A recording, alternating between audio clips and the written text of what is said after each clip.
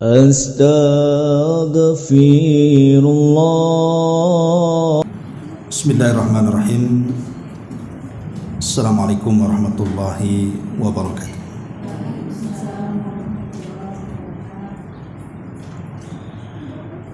Alhamdulillah wassalatu wassalamu ala rasulillah wa ala alihi wa sahbihi wa mawalah wa la hawla wa la quwata illa billahi wa ba'du.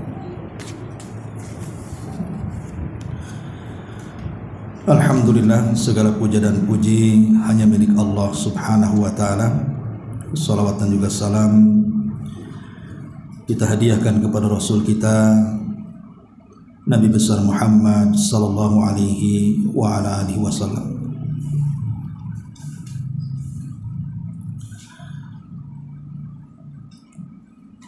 Kita lanjutkan kajian kita, masih membahas Siratul Mustafa alaihi salatu wassalam,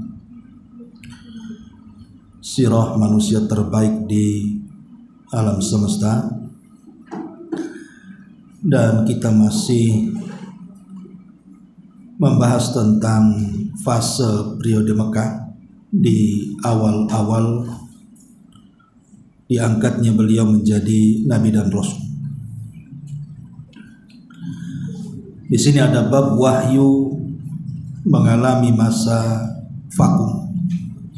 Kemudian Jibril turun kembali membawa wahyu. Jadi setelah Nabi SAW didaulat menjadi seorang nabi dengan turunnya surah Al-Alaq 1-5, maka terjadi kevakuman risalah. Dan disebutkan dalam riwayat Ibnu Sa'ad di sini dari Ibnu Abbas radhiyallahu anhuma, terdapat informasi bahwa itu hanya berlangsung selama beberapa hari. Tetapi beberapa hari terputusnya wahyu ini membuat sedih Nabi sallallahu alaihi wasallam. Kenapa wahyu itu hanya sekali turun kepada dia? Bahkan dalam riwayat Bukhari, saking sesaknya Nabi sallallahu alaihi wasallam dadanya, sampai Nabi sallallahu alaihi wasallam hampir bunuh diri dan menjatuhkan diri dari ketinggian. Tapi sebagian para ulama melemahkan riwayat ini walaupun terdapat dalam Sahih Bukhari, karena diambil dari ucapan Imam Zuhri, bukan ucapan Nabi sallallahu alaihi wasallam. Tetapi Nabi sallallahu alaihi wasallam terus mencari-cari tahu tentang siapa yang datang pertama kali menurunkan wahyu itu. Jadi ada keinginan Rasul mencari tahu. Tentu ada faedah besar kenapa kemudian wahyu itu terputus sesaat. Karena Al-Quran itu bukan kitab biasa. Dia adalah wahyu yang Allah wahyukan kepada Rasul dan akan menjadi mukjizat terbesar sepanjang masa. Di mana ketika Allah Subhanahu wa taala tawarkan Al-Quran ini ke gunung-gunung, bahkan langit dan bumi, mereka menolaknya. Inna aradnal amanat 'alas samawati wal ard wal jibal fa abaina an yahmilnaha wa ashfaqna minha wa hamalaha al insan innahu kana zaluman jahula. Jadi Allah Subhanahu wa taala pernah menawarkan Al-Qur'an ini kepada langit dan bumi dan gunung-gunung, tetapi mereka semua enggan untuk memikulnya dan merasa berat. Tiba-tiba kemudian oleh manusia diambilnya. Jadi karena Nabi SAW akan mengemban wahyu Allah berupa Al-Quran, dan Al-Quran itu sangat berat. Sebagaimana Allah katakan, sanulki alaika qaulan tsaqila, kami akan lemparkan ke dadamu perkataan yang sangat berat, maksudnya Al-Quran. Makanya di permulaan Nabi SAW tidak langsung diturunkan banyak ayat kepada dia, karena akan memberatkan Nabi Shallallahu Alaihi Wasallam. Jadi sengaja diputus beberapa waktu untuk Nabi Shallallahu Alaihi Wasallam mempersiapkan diri, karena dia akan diangkat bukan hanya menjadi seorang nabi, tapi juga akan diangkat menjadi seorang rasul. Makanya terjadilah yang disebut dengan vakumnya risalah. Lah ketika kemudian setelah beberapa hari, beberapa waktu, ketika tepatnya di bulan Syawal, ada yang mengatakan seperti itu, Nabi Shallallahu Alaihi Wasallam kembali ke Gua Hira. Kemudian setelah tidak ada apa-apa di gua itu, tidak didatangi lagi oleh malaikat Jibril, dia pun kemudian hendak pulang. Saat pulang itulah Nabi Shallallahu Alaihi Wasallam tiba-tiba mendengar suara yang tidak tahu dari mana arahnya. Tiba-tiba memanggil dia. Nabi Shallallahu Alaihi Wasallam memandang ke arah depan, ke arah belakang, sisi kanan dan kiri, tidak ada orang yang memanggil-manggil dia. Tapi suara itu semakin kencang dan kencang. Tiba-tiba Nabi Shallallahu Alaihi Wasallam kemudian mengarah ke langit. Rupanya yang dilihat adalah Jibril dalam bentuk asli. Kalau di gua itu kan tidak dalam bentuk asli, menyerupai manusia. Maka Nabi Shallallahu Alaihi Wasallam tentu terkejut kan, kok ada makhluk sebesar itu memiliki 600 sayap, yang satu sayap saja saddal ufuk, panjangnya itu dari terbit matahari sampai tenggelam. Jadi kalau melihat ke arah depan, ke arah belakang, ke arah kiri dan kanan dan ke atas, seolah-olah bumi ini diselimuti oleh sayap Jibril. Makanya ketika Nabi Shallallahu Alaihi Wasallam melihat makhluk sebesar itu, dan Rasul tidak tahu siapa dia dan makhluk apa itu, maka Nabi SAW kemudian menggigil luar biasa, ketakutan, berlari sekencang-kencangnya, kemudian masuk ke rumah Khadijah. Disitulah Nabi Shallallahu Alaihi Wasallam mengatakan kepada Khadijah, zammiluni atau dathiruni, wahai Khadijah, selimuti aku. Maka kemudian Khadijah pun menyelimuti Nabi Shallallahu Alaihi Wasallam. Lah ketika Nabi Shallallahu Alaihi Wasallam berada dalam selimut itulah, tiba-tiba kemudian Allah Subhanahu Wa Taala menurunkan wahyu kepada Rasul, ya ayyuhal muddathir kum fa'anzir wa rabbaka fakabbir wa thiyabaka fatahhir war rujza fahjur wa la tamnun tastakthir wa li rabbika fasbir. Hai orang yang berselimut, bangun, lalu berilah peringatan, dan Tuhanmu agungkanlah, dan pakaianmu bersihkanlah, dan perbuatan dosa menyembah berhala tinggalkanlah.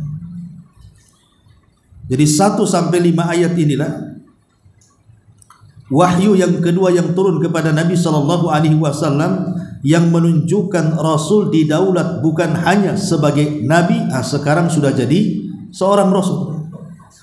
Dalam bahasa ulama sejarah itu nubbi'a bil alaqi wa ursila bil mudaththiri, diangkat menjadi nabi dengan surah Al-Alaq dan diangkat menjadi rasul dengan surah Al-Mudaththir.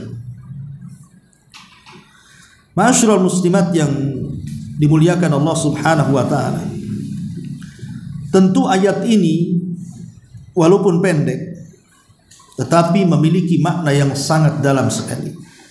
Karena ayat ini adalah ayat yang pertama menyuruh Nabi SAW untuk menyampaikan risalah. Karena setelah ayat ini turun, maka ayat-ayat yang lainnya turun secara drastis kepada Nabi SAW selama 23 tahun, 13 tahun di kota Makkah dan 10 tahun di kota Madinah, sampai rampung 30 juz. Jadi setelah turun surah Al-Mudaththir ini, wahyu terus-terusan turun, disesuaikan dengan peristiwa dan kejadian. Dan ini tentu akan membedakan turunnya Al-Quran dengan turunnya kitab-kitab sebelum Al-Quran. Karena Taurat, Injil dan Zabur itu kan turun sekaligus. Tidak ada jenjang-jenjang waktu-waktu seperti turunnya Al-Quran yang dicicil dan diangsur satu ayat sesuai dengan peristiwa dan kejadian yang dialami nanti. Apa hikmahnya? Kenapa tidak langsung diturunkan 30 juz saja seperti turunnya Taurat, Zabur dan Injil kepada para nabi sebelumnya? Supaya tidak ada lagi soalan dan pertanyaan kecuali ada jawabannya dalam Quran. Karena ketika kemudian Al-Quran itu turun ayat per ayat disesuaikan dengan peristiwa dan kejadian, namanya peristiwa dan kejadian itu walaupun mungkin lain waktunya, tapi kan ada mirip kesamaannya. Sehingga ketika ada mirip kesamaan dalam peristiwa dan kejadian, setiap ada persoalan dalam kehidupan manusia, Quran sudah datang menjawabnya 14 abad yang silam. Sehingga tidak ada pertanyaan kecuali ada jawabannya. Dan itu menunjukkan bahwa Al-Quran akan menjadi solusi setiap permasalahan hidup manusia sejak diturunkan sampai kiamat dibangkitkan. Dan tidak ada yang lebih sempurna dibandingkan Al-Quran. Makanya Allah dengan tegas surah Al-Ma'idah mengatakan, Al-yawma akmaltu lakum dinakum wa atmamtu alaikum ni'mati wa raditu lakumul Islam madina. Telah kusempurnakan Islam kepada kalian, telah kusempurnakan nikmatku untuk kalian, dan telah kuredoi Islam sebagai agama kalian. Ma'asyiral muslimat yang dimuliakan Allah Subhanahu wa taala. Di sini mu'allif rahimahullah taala Al-Mubarakfuri mengatakan, jadi ayat-ayat tersebut merupakan permulaan dari masa kerasulan beliau, di mana datang setelah masa kenabian yang berjarak rentang masa vakum turunnya wahyu. Lah ayat-ayat tersebut mengandung dua jenis tugas syariat beserta penjelasan konsekuensinya. Pertama, menugaskan beliau agar menyampaikan alias tabligh dan memberi peringatan alias tahdzir. Jadi ada tabligh, ada tahdzir. Satu sisi disuruh menyampaikan, sisi lain disuruh untuk memperingatkan. Kalimat kum fa'anzir wa rabbaka fakabbir wa thiyabaka fatahhir, ini adalah tabligh. Tetapi warujza fahjur, dan perbuatan dosa menyembah berhala tinggalkan, ini tahdzir, peringatan. Jadi dakwah Rasul itu kalau tidak tabligh ya tahdzir, ya, memperingatkan ataupun menjauhkan sesuatu dari umatnya. Kemudian yang kedua, mana ayat ini, peringatkanlah manusia akan azab Allah atas mereka jika mereka tidak bertobat dari perbuatan mereka berupa dosa, kesesatan, beribadah kepada selain Allah yang maha tinggi, serta berbuat syirik kepadanya dalam zat, sifat, hak-hak dan perbuatan-perbuatannya. Kemudian beliau mengatakan jenis kedua adalah mentaklif beliau agar menerapkan semua perintah Allah terhadap dirinya dan berkomitmen terhadapnya dalam diri beliau agar mendapatkan keridhaan Allah dan menjadi suri tauladan yang baik bagi orang-orang yang beriman kepadanya. Ma'asyiral muslimat yang dimuliakan Allah Azza wa Jalla. Adapun makna ayat ini dari segi tafsir nanti berbicara bahasa sendiri. Apa makna ya ayyuhal mudaththir dan begitu seterusnya. Karena di sana juga ada ayat yang mirip dari ayat Al-Mudaththir, di mana surat kelima yang turun kepada Rasul adalah Al-Muzammil. Ya ayyuhal muzammil qumil laila illa qalila. Itu ayat surat kelima setelah Al-Alaq, kemudian Al-Mudaththir, ada yang mengatakan surah ketiga Al-Fatihah gitu, kemudian surah Al-Lahab, kemudian baru surah Al-Muzammil. Nah, surah Al-Muzammil ini ada kaitan dengan Al-Mudaththir karena sama-sama orang yang berselimut. Bedanya kalau Al-Mudaththir ini memerintahkan Nabi SAW setelah diangkat menjadi Rasul, Rasul disuruh untuk tabligh dan tahdzir, menyampaikan risalah dan memperingatkan manusia.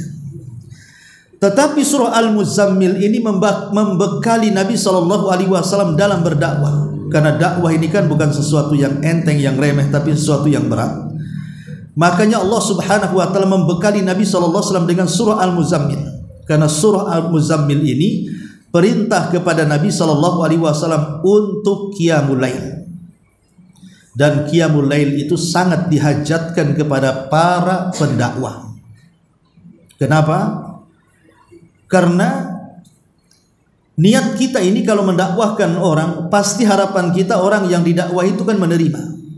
Pasti yang kita dakwah itu mendapatkan hidayah, wasilah dari kita mendapatkan hidayah Allah. Itu semua orang yang menasihati ingin yang dinasihati sadar. Ya.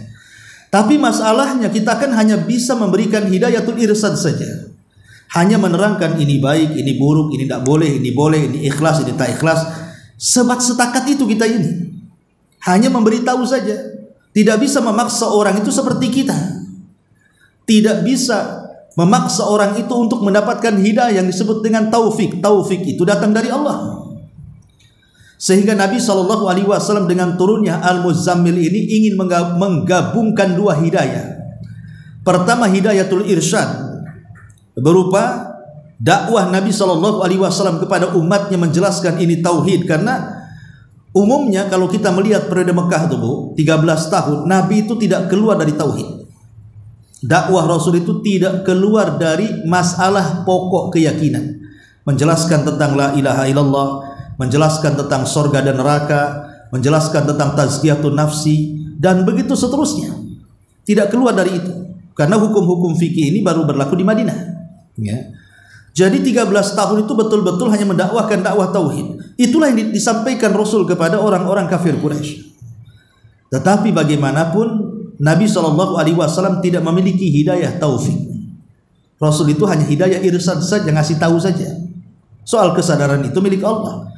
Makanya diperlukan doa dalam setiap dakwah. Lah ketika Nabi SAW diperintahkan Allah untuk bangun di tengah malam, ataupun bangun di sepertiga malam, karena tidurnya Nabi SAW kan dua cara berdasarkan surah Al-Muzammil itu. Pertama, Rasul itu tidur separuh malam dan separuh malamnya terjaga kemudian salat. Atau Nabi SAW menambah sedikit dari separuh menjadi 2/3 malam tidur dan sepertiganya bangun. Makanya Allah mengatakan qumil laila illa qalila nisfahu. Nisfahu itu artinya separuh malam. Rasul tidur separuh dan separuhnya bangun.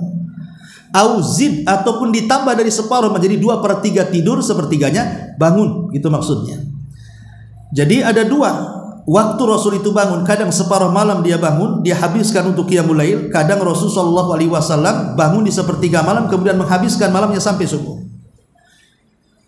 Dan ingat bahwa salat malam bagi Nabi SAW hukumnya wajib, dan bagi umatnya awalnya wajib, tapi kemudian dihapus hukumnya pada surat yang sama. Itulah surat yang paling aneh dalam Quran itu Muzammil, karena akhirnya menghapus awalnya. Awalnya memerintahkan sholat malam, tapi akhirnya menghapus sholat malam. Maksudnya menghapus itu bukan menghapus sholat, yang menghapus hukumnya dari wajib menjadi sunnah. Tapi bagi umatnya, tapi bagi Nabi SAW tetap wajib. Kenapa? Karena itu bekal seorang dai. Seorang dai itu harus bangun di sepertiga malam ataupun bangun di separuh malam dan berdoa kepada Allah agar besok ketika aku berdakwah kepada orang yang kita akan dakwahi, ya Allah, mudah-mudahan Kau berikan hidayah kepada mereka. Jadi malamnya kita meminta kepada Allah untuk hidayah taufik kepada orang yang kita akan dakwahi. Siangnya kita menggunakan hidayatul irsyad, memberitahu ini yang boleh, ini tak boleh, supaya sinkron antara hidayatul irsyad dengan hidayah taufik. Itulah kenapa ada surah Al-Muzammil di awal-awal dan ada surah Al-Mudaththir. Karena Rasul akan berdakwah, dan dakwah itu ditentukan dengan hidayah Allah, dan hidayah Allah itu bisa kita minta dengan doa di sepertiga malam. Karena di situ Allah mengatakan man yad'uni fa astajibalahu wa man yas'aluni fa utiyahu wa man yastaghfiruni fa aghfirlahu. Siapa yang berdoa aku kabulkan, siapa yang minta aku kasih, dan siapa yang istighfar ku ampuni dosa-dosanya. Sini ada kalimat siapa yang berdoa ku kabulkan. Makanya ibu kalau pamannya Allah takdirkan mungkin anak kita ini nakal, susah diberitahu, susah dinasihati, maka ketuk dari dua arah. Ya, pertama ketuk langit di sepertiga malam akhir, minta taufik dari Allah agar anak kita disadarkan. Kemudian kita ketuk hatinya di siang hari dengan kita nasihati. Kalau ini terkumpul dalam seorang dai, insya Allah kebanyakan dakwahnya akan sukses. Karena begitulah dakwah Nabi Shallallahu Alaihi Wasallam. Ma'asyiral muslimat yang dimuliakan Allah Subhanahu Wa Taala. Di sini mu'alif rahimahullahu taala juga sekedar faedah, beliau memberikan ulasan tentang macam-macam turunnya wahyu kepada Nabi Shallallahu Alaihi Wasallam. Ini hanya faedah saja. Yang pertama, syarat turunnya wahyu kepada Nabi Shallallahu Alaihi Wasallam berdasarkan ar-ru'yah as-salihah, mimpi dengan mimpi yang benar. Jadi mimpinya seorang Nabi itu sebuah kenyataan dan sebuah perintah dari Allah Subhanahu Wa Taala. Seperti contohnya Ibrahim. Ketika dia bermimpi menyembelih anaknya, langsung keesokannya dipraktikkan dan mengatakan kepada putranya Ismail, inni ara fil manami anni adbahuka fangdur madza tara. Wa Ismail, ayahmu loh semalam bermimpi menyembelih dirimu, macam mana pendapatmu? Sebenarnya Ibrahim itu tidak perlu minta tanggapan. Namanya wahyu itu kan kalau perintah dilaksanakan, bukan minta tanggapan. Ini kan minta tanggapan namanya. Sementara wahyu itu tidak boleh minta tanggapan manusia. Kalau perintah ya dilaksanakan, kalau larangan ditinggalkan. Kenapa kok minta tanggapan sama anaknya? Harusnya kan ambil pisau sembelih, begitu kan? Tapi kenapa Ibrahim pula minta tanggapan? Fangdur madza tara, macam mana pendapat wahyu Ismail? Seolah-olah ada keraguan-raguan dengan perintah itu. Bukan, Ibrahim tidak ragu-ragu dengan perintah itu. Dan maksudnya mengajak berdialog kepada Ismail itu hanya sekedar mimbabil ikhtibar. Ibrahim hendak ikhtibar saja, menguji, memberikan ujian kepada anaknya. Taslim tidak dengan perintah Allah, menerima tidak dengan putusan Allah. Tapi karena Ismail juga dididik wanita yang pertama kali tawakal kuat kepada Allah Subhanahu Wa Taala, Hajar, yang ketika ditinggal Ibrahim di padang pasir mengatakan, kalau ini perintah Allah wahai suamiku, tinggalkan saja, saya yakin Allah tidak akan menyanyiakan saya di sini. Maka apa yang dikatakan Ismail persis seperti apa yang dikatakan ibundanya Hajar. Dia katakan kepada bapaknya, if'al ma tu'mar satajiduni insyaallahu minas sabirin. Kalau ini perintah Allah, nggak apa-apa, lakukan saja, dan ku akan dapati aku termasuk anak yang sabar. Ya, persis seperti ibunya. Ya. Maka luluslah Ibrahim, luluslah Hajar, dan luluslah Ismail. Allah Subhanahu wa Ta'ala berikan ujian berat kepada mereka, tapi mereka bisa meluluskannya. Ataupun kalau kita bercerita tentang kisah Nabi Yusuf, kisah Nabi Yusuf itu kan kisah yang unik ya, karena diawali mimpi, di tengahnya mimpi, di akhirnya mimpi. Itu kisahnya Nabi Yusuf tuh. Kalau kita baca surah Yusuf, itu semua bicara mimpi. Awal mimpi ketika kecil dia bermimpi, melihat bintang-bintang sujud kepada dia kan. Tengahnya mimpi lagi di penjara. Mimpi soal dua orang yang dipenjara, dan mimpi seorang raja. Akhirnya pula mimpi. Karena dalam mimpi awal ketika masih kecil, orang-orang itu sujud kan kepada Nabi Yusuf. Jadi begitulah kisahnya Yusuf. Mimpi, mimpi, dan mimpi. Dan mimpinya seorang Nabi itu wahyu. Makanya Nabi SAW juga 6 bulan sebelum mendapatkan wahyu, dimulai dengan mimpi sebagaimana Aisyah Ummul Mukminin menceritakan mimpinya Rasul seperti falak subuh. Nah, itulah cara Allah memberikan wahyu kepada Rasul, dengan cara mimpi. Kemudian yang kedua, berupa sesuatu yang dibisikkan oleh malaikat terhadap jiwa dan hati Nabi Sallallahu Alaihi Wasallam tanpa dapat beliau lihat. Tiba-tiba ada saja masuk ke dada, dan sudah ada di dada Nabi. Dibisikkan ke telinganya, kemudian disimpan di dadanya. Ya.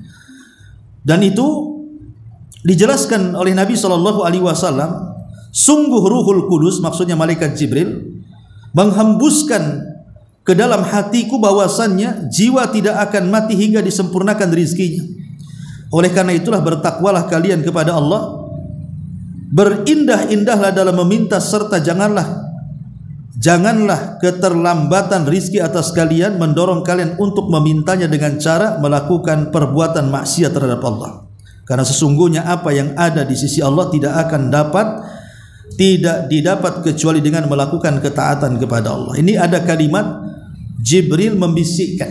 Contoh umpamanya dalam sejarah, ketika Nabi Shallallahu Alaihi Wasallam 1 bulan tidak pernah menemui Aisyah Ummul Mukminin radhiyallahu anha. Ya. Ketika itu kan Rasul gamang, bingung, stres, sedih, macam-macam berkumpul di dada Nabi. karena Aisyah dituduh berzina dengan Safwan ibn Mu'attil, sementara wahyu tidak turun-turun. Kemudian Nabi SAW terpaksa bertanya kepada Aisyah dan langsung to the point dan mengatakan, wahai Aisyah, kalau engkau melakukannya tinggal bertobat, katanya Rasul, karena kalau engkau bertobat pasti Allah terima tobatmu. Tapi kalau tidak melakukannya, maka yakinlah Allah akan turunkan wahyu, engkau dianggap berlepas diri dari 7 langit sana, katanya. Tetapi kan kata-kata Nabi ini tentu membuat Aisyah sedih. Kenapa? Kenapa ada 2 kalimat yang seolah-olah satu kalimat itu Rasul terfitnah dengan orang-orang munafik? Karena kalimat kalau engkau melakukan tobat lain kan seolah-olah Rasul terpengaruh. Kenapa tidak menggunakan bahasa lain? Makanya Aisyah sedih. Kemudian Aisyah mengatakan kepada ibunya, wahai ibunda, jawablah perkataan Rasul. Kemudian melirik Aisyah itu Abu Bakar ayahnya, wahai ayahku, jawablah pertanyaan Rasul. Tapi dua-duanya tidak menjawab, malah menangis pula. Jadi Aisyah makinlah sedih karena tidak ada pembelaan dari kedua orang tuanya. Dia hanya ngambil selimut, namanya ibu-ibu kalau sedih ambil selimut nangislah kan gitu. Apalagi yang bisa dilakukan? Ya itulah Aisyah, ambil selimut nangis. Kemudian dia mengatakan, aku tidak bisa berkata apa-apa kecuali aku teringat ucapan ayahanda Yusuf. Jadi Aisyah lupa dengan nama bapak Yusuf karena masih kecil. Maksudnya mau mengatakan Yakub, dia hanya mengatakan ayahnya Nabi Yusuf. Aku teringat dengan ucapan ayahnya Yusuf, kata Aisyah. Dia mengatakan fasabrun jamil, wallahu sabar itu sebuah keindahan. Dia mengatakan fasabrun jamil, ternyata sabar itu indah. Kemudian membacakan ayat yang dibacakan oleh Nabi Yakub kepada Yusuf. Kemudian dia ambil selimutnya kemudian menangis. Lah beberapa saat tiba-tiba Rasul gemetar. Rupanya Jibril turun kemudian memasukkan ke dada Nabi SAW ayat-ayat bara'ah, bahwa Aisyah itu berlepas diri, tidak melakukannya. Itulah surah An-Nur ayat 1 sampai 9. Jadi ada wahyu yang dimasukkan ke dada langsung, dibisikkan Jibril.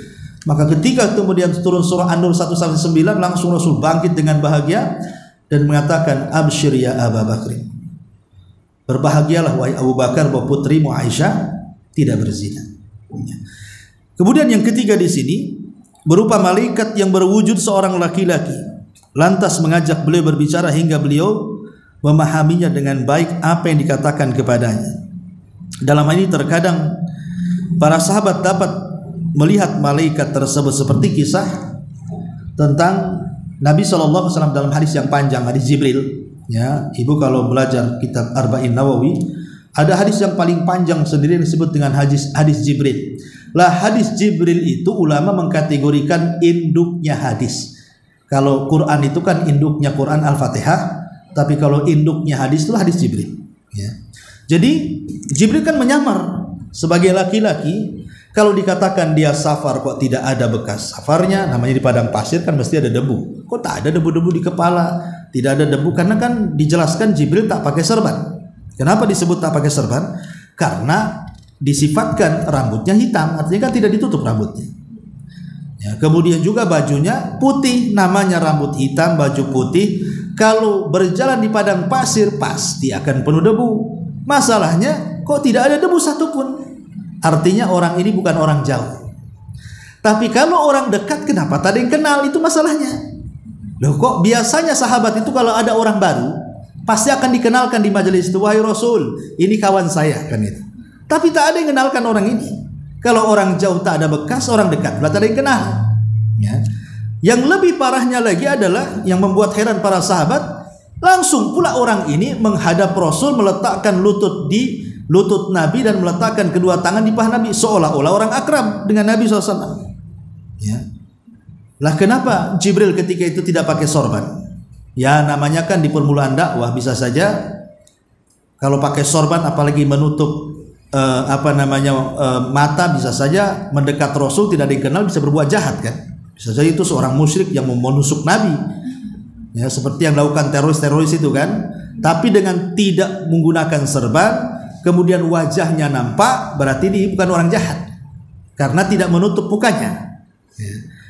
Kemudian setelah dekat bertanya pula, bertanya dari awal pertanyaan menggunakan gaya badui, tapi isinya berbobot sekali. menggunakan gaya Baduy karena tidak memanggil Rasul, tidak memanggil Nabi, tapi memanggil nama, ya Muhammad. Kalimat ya Muhammad ini tidak dipanggil kecuali orang Baduy, karena orang Baduy nggak punya pendidikan. Ya, mereka nggak punya pendidikan, makanya langsung menyebut nama. Tapi para sahabat justru suka kalau ada orang Baduy datang. Kenapa? Karena suka tanya yang aneh-aneh. Dan dari situlah para sahabat dapat ilmu dari jawaban-jawaban pertanyaan orang Baduy. Atau terkadang sahabat ini nitip pertanyaan sama orang Baduy biar orang Baduy yang bertanya. Ya. Sehingga kalau ada orang Baduy ngomong ya Muhammad ini dari Baduy ini, ya, karena tidak punya sopan santun. Tapi orang Baduy rata-rata pengen tahu. Lah Jibril itu menggunakan metode Baduy. Tetapi kualitas pertanyaannya bukan anak TK, ini mahasiswa yang bertanya ini, bukan Baduy. Kenapa? Tanyanya Islam. Apa itu Islam? Apa itu iman? Apa itu ihsan? Apa itu tanda-tanda kiamat? Kapan kiamat? Ini kan pertanyaan berbobot semua yang tidak terpikir oleh para sahabat. Tapi Nabi SAW menjawab semuanya kecuali satu yang tidak dijawab Nabi. Ketika ditanya Islam dia jawab. Ketika ditanya iman dia jawab. Ketika ditanya ihsan dia jawab. Tapi ketika ditanya kapan kiamat dia tak jawab. Ya, karena Rasul tidak tahu dan yang bertanya pun tidak tahu. Mal mas'ulu anha bi'a'lama minasain. Orang yang ditanya dan yang bertanya sama-sama tak tahu. Ya. Makanya kemudian setelah ditanya kapan kiamat tidak tahu, baru Rasul ditanya tentang tanda-tandanya. Baru Rasul jawab kalau tanda-tandanya. Antalidal amatu rabbataha wa antara hufatal urata dan begitu seterusnya. Intinya bahwa Jibril datang dalam bentuk manusia atau terkadang dalam bentuk seorang sahabat yang paling tampan namanya Dihyatul Kalbi. Seperti ketika perang Ahzab selesai, Nabi SAW mandi, padahal pertempuran belum usai sampai di situ. Ada PR baru, Rasul disuruh menggempur Bani Quraidah. Disangkanya selesai Ahzab menang sudah. Makanya Rasul mandi, melepaskan baju besi. Tiba-tiba Jibril datang dalam bentuk sahabat Dihyatul Kalbi menunggang kuda putih, kemudian berdiri di rumah Nabi dan memanggil Rasul suruh keluar. Kagetlah Rasul baru mandi. Tiba-tiba kemudian Jibril memanggil dia. Tiba-tiba Jibril mengatakan, ya Muhammad, kenapa engkau letakkan baju besimu sementara malaikat belum meletakkan pedang-pedang mereka? Pakai lagi baju besimu, katanya. Akhirnya disuruh pakai. Kemudian Rasul diperintahkan oleh Jibril dari wahyu Allah agar memerintahkan sahabat untuk mengepung Bani Quraidah, orang-orang Yahudi di Quraidah, karena mereka berkhianat. Harusnya mereka membela Rasul, malah berserikat dengan musyrik. Berarti pengkhianat. Serbu mereka, jangan sholat asar di jalan kecuali sampai di Bani Quraidah. Aisyah dari kejauhan melihat Nabi, cuman ada yang aneh. Ini Aisyah mengatakan, kok kayaknya nggak punya adab nih si Dihya ini. Masa dia ngomong di atas kuda, Nabi SAW sedang berdiri di bawah. Ini kan kurang adab namanya kan. Harusnya kan dia turun. Tapi kan Aisyah tidak tahu kalau itu Jibril. Sehingga kemudian setelah percakapan itu Aisyah mendekati Nabi dan mengatakan, Rasul, aku melihat Dihya berdiri di hadapan. Ya, kata Nabi SAW, jangan salah paham, itu bukan Dihya, kata Rasul, itu Jibril, bahkan dia nitip salam kepadamu. Tapi Rasul mengatakan, apakah engkau betul-betul melihat dengan kedua matamu? Ya. Maka Rasul mengatakan, ya Aisyah, engkau kelak akan mengalami kebutaan karena engkau melihat Jibril secara langsung. Karena tidak ada wanita yang melihat Jibril. Kalau laki-laki kan di hadis Umar kan hampir semua melihat, tapi kalau wanita kan cuma Aisyah. Dan betul di akhir hayat Aisyah mengalami kebutaan. Sampai sebelum wafatnya Aisyah itu kan menghabiskan harta itu disedekahkan. Ketika buta dia pegang, pemanya ada barang apa, dia ambil pembantunya. Sini, ini ada barang, tolong sedekahkan ke Bani Fulan. Nanti besoknya diambil lagi barang, tolong sedekahkan ke Bani Fulan. Sampai ludes habis, tidak ada barang di rumahnya. Karena semua disedekahkan. Sampai ketika tidak ada barang, Aisyah radhiyallahu ditanya oleh pembantunya, wahai Ummul Mukminin, kenapa kau sedekahkan semuanya? Apa yang kau tinggalkan? Maka dia mengatakan, wal akhiratu khairu wa abqa. Akhirat itu lebih baik dan lebih kekal. Kemudian Aisyah radhiyallahu setelah itu meninggal dunia. Ya, dia tutup akhir hidupnya dengan memperbanyak sedekah. Nah, dari sini kita tahu bahwa Aisyah radhiyallahu anha melihat Jibril dalam bentuk manusia, dan itu juga salah satu wahyu yang turun kepada Rasul, terkadang berupa malaikat yang berwujud laki-laki yang tampan seperti Dihyatul Kalbi. Kemudian yang keempat, berupa bunyi gemerincing lonceng yang datang kepada beliau, diikuti dengan malaikat yang menyampaikan wahyu secara samar. Cara ini merupakan cara yang paling berat, sampai-sampai membuat kening beliau berkerut dan bersimbah peluh, padahal terjadi pada hari yang amat dingin. Demikian pula mengakibatkan unta beliau duduk bersimpuh ke bumi bila beliau sedang menungganginya. Dan pernah juga satu kali wahyu datang dengan cara tersebut. Saat itu paha beliau berada di atas paha Zaid bin Thabit, sehingga Zaid merasakan beban demikian berat yang hampir saja membuatnya remuk. Ini paling beratlah bagi Nabi. Ya, kalau turun wahyu yang cara seperti ini, bukan hanya Nabi, tunggangannya saja bisa terduduk. Ya. Bahkan Nabi saking ketakutannya sampai-sampai mengeluarkan keringat di dahinya. Ini yang paling berat. Cara ini yang keempat.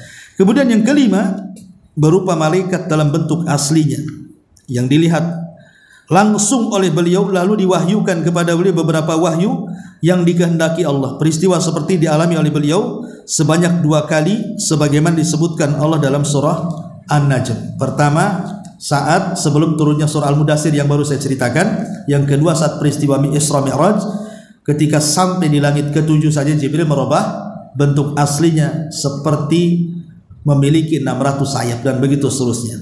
Kemudian yang keenam, berupa wahyu yang diwahyukan Allah kepada beliau, yaitu saat beliau berada di atas langit pada malam Mi'raj, ya, ketika diwajibkan salat langsung. Artinya terkadang wahyu itu tidak mesti harus perantara Jibril, tapi langsung berhadapan dengan Allah. Dalam peristiwa Mi'raj itu kan ketika Allah perintahkan salat kan tidak ada Jibril di situ. Karena Jibril tidak sanggup naik ke Sidratul Muntaha. Bahkan kalau Jibril harus memaksakan diri naik ke Sidratul Muntaha itu butuh 500 tahun untuk naik ke sana. Sehingga tidak ada malaikat yang sampai ke sana. Namanya muntaha. Muntaha itu akhir ilmunya makhluk. Ya, jadi hanya Nabi yang sampai ke situ. Para Nabi yang lainnya pun tidak pernah sampai di situ, kecuali Nabi SAW. Lah disitulah dia berjumpa dengan Allah di balik tabir, kemudian berbincang-bincang langsung dengan Allah sampai disyariatkan 2 perkara. Pertama, sholat 5 waktu, dan yang kedua, akhir daripada surah Al-Baqarah, Amanar Rasul, itu turun kepada Nabi SAW. Ya, ini yang keenam. Kemudian yang ketujuh, berupa kalamullah, ucapan Allah kepada beliau tanpa perantara malaikat, sebagaimana Allah berbicara kepada Musa bin Imran. Peristiwa ini juga dialami oleh Nabi Musa dan diabadikan secara qat'i berdasarkan nas Al-Quran, sedangkan kepada Nabi terjadi dalam peristiwa Isra dan juga terjadi di bumi. Bukan hanya dalam peristiwa Isra saja yang saya jelaskan, tapi terjadi di bumi juga dengan cara bisikan-bisikan Allah kepada Rasul. Maka jadilah yang disebut dalam ilmu hadis itu sebagai hadis qudsi namanya. Ya, hadis qudsi itu berbeda dengan hadis biasa. Kalau hadis biasa kan perantara Jibril, sebagaimana juga Al-Quran kan itu ya. Tapi kalau hadis qudsi itu tidak ada perantara, langsung Allah membisikkan.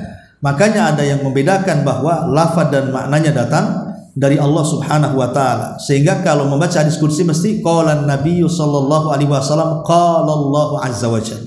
Bersabda Nabi, berfirman Allah. Biasanya seperti itu kalau hadis qudsi kita baca. Nah, ini semuanya adalah cara-cara yang dipakai oleh Allah saat menurunkan wahyu kepada Nabi sallallahu alaihi wasallam. Wallahu a'lam. Ini diantara yang bisa saya sampaikan dulu. Nanti ada tahapan-tahapan tentang perjuangan dakwah Rasul antara sirriyah dan jahriyah, ya, antara dakwah Rasul sembunyi-sembunyi dan siapa saja yang awal-awal masuk Islam, kemudian dakwah jahriyah, dakwah Rasul terang-terangan, dan siapa saja orang-orang yang masuk Islam, dan di rumah siapa Nabi SAW ketika berdakwah. Semua akan dijelaskan setelahnya. Taib, sampai di sini kita adakan tanya jawab dulu sebelum kita tutup. Silakan.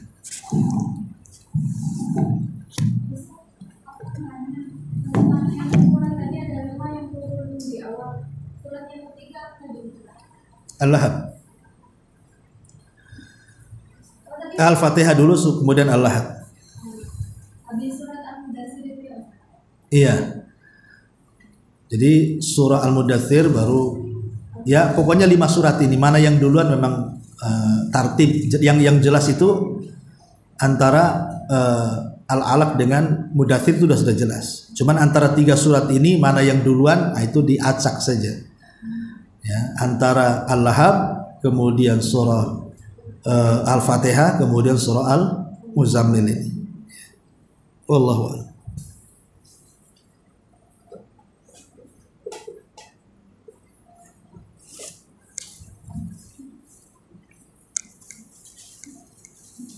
ada? Baik, kalau nggak ada.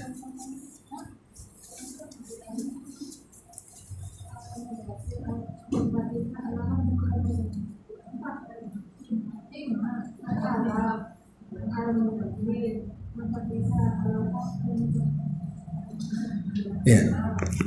Subhanallah, asyhadu an la ilaha illa anta, astaghfiruka